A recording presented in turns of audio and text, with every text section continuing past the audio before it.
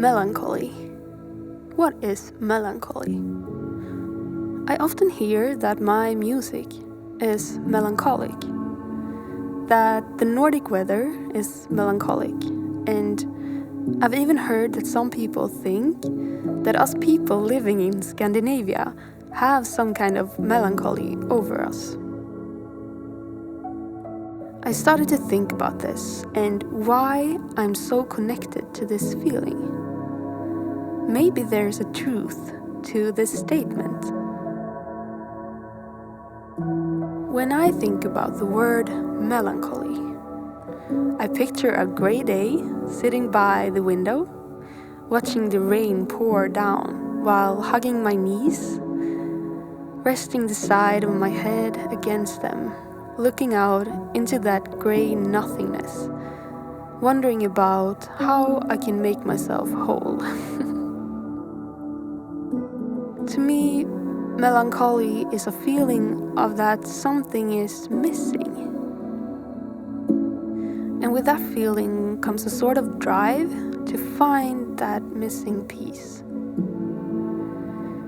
Maybe our gray weather and culture of not being too loud, too proud, too good, or too much of anything at all leaves us feeling that we're missing out on life, leading to a feeling of melancholy. Could it be some truth to this? Even if I've been optimistic and always had a close relationship to my laughter and playfulness, I've also had a very melancholic side to my personality, which has made me a seeker. I've always been looking for things that can make me happier, more satisfied, loved, less empty, but still, there has always been something missing that I can't pinpoint. I sometimes even like the feeling of sadness because it's in a weird way comforting to just give up. Give up on the optimism for a while and let everything feel like shit. I feel like I'm most connected of all the sides of myself that I normally hide when I'm in this state of mind. Like my fear, my laziness, my sadness, my loneliness, but also my inner storyteller. I always create stories, and my inner world comes to life in the state of melancholy. It's like I indulge in my own misery and exaggerates the truth of my reality to make the story of my life a bit more dramatic and cinematic. And I can't be the only one doing this, and I'm fascinated about my own fascination of the darkness inside of my mind. Why is it there, and where does it come from? We people are a part of nature, and of course we're affected by our surroundings and our weather. In the Nordic countries and in Sweden, where I live, the autumn and winter months are very dark and grey. For example, we had 6 hours of sunlight in total this November and 0 in December. So it's not strange that we feel connected to the dark and that it in some way becomes a part of us. The darkness starts to feel like home. The rain feels safe, and the gloomy, cloudy days, where the thoughts get a lot of space to wander away into gloomy stories about heartbreak and misery, maybe becomes a way to appreciate our reality more for what it is. Maybe when we think about the worst case scenario for a while, to then wake up and realize that we're pretty lucky and that our lives ain't miserable. We feel better. Maybe that's why we like our rainy days. it's an excuse to be lazy, and an excuse to be sad, an excuse to stay at home all day when our society has told us that these are habits of a person who lacks drive. Because it's always nice to have an excuse for sides of yourself that you don't like because society has told you that they're wrong. I've always had a strange fear of being tired and lazy. My biggest fear is to lose my drive and my energy. And every time I feel tired and get a bit lazy, I fall into this feeling of melancholy. And just like when it's raining and when it's stormy outside, I sometimes use this feeling as an excuse for myself to be tired. That sparks a lot of bullying thoughts towards myself in my head, which I can indulge in for a moment just to give up on all of my dreams, let go of all of my goals, and for a moment just feel like nothing and no one. It's a bit hard to admit how good that feeling can feel for a moment, until I realize that it's just a shortcut to feel free. Because it's not freedom at all to be captured by a feeling of worthlessness.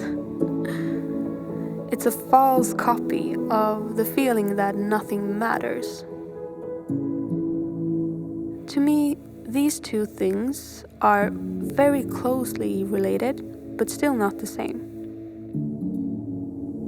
Because thinking I'm worthless takes me to melancholy and leaves me paralyzed, while thinking that nothing is important or matters takes me to a feeling of that I can do anything and leaves me feeling free. To be able to see the difference and find the calm in that I know how unimportant what I do is, but finding my passion and still doing instead of giving up is crucial. Because I think that every single day comes with different gifts and lessons. Some days I write beautiful songs, I open up my soul and let them pour out. Some days I can't find the way into my soul and have to reflect over the thoughts that are blocking the way. That's often when I do this podcast. I talk myself through the thoughts. I listen to them to be able to understand them, so that they can lead me closer to the core of my soul. I guess this is what it means to listen to yourself and be true to yourself. I can be very hard on myself on days when I'm supposed to be in a session and nothing good comes out. When I can't force my soul to pour out melodies and words. In those scenarios, I'm often telling myself that I let the other people in the session down when I can't force any ideas, when this doesn't really matter in the long run. Because with some distance to this scenario, I know that it's best for all of us in that moment to get out of that headspace of being productive and do something else. Get into a different feeling by letting the thoughts of making a song go. Maybe go for a walk, grab a coffee, or just sit and talk about our lives for hours and hours. Because it doesn't make sense to force melodies as a musician. Because to be a songwriter is not to be an inventor. It's to be a translator of what one sees and experiences in life. So, to all of you out there who sometimes feel melancholic and enjoys it, good for you. It's so okay to be in that moment for a while. I promise you that you'll appreciate all of the good and beautiful things after being in melancholy for a while. Every smile feels happier and warmer. Every touch feels closer. And every word seems louder and clearer. All of our feelings are beautiful. Let them come and go without force, and feel them without evaluating them. You will be okay, and I'm so proud of you for feeling everything. So ask yourself, when do you often feel melancholic, and how would you describe that feeling?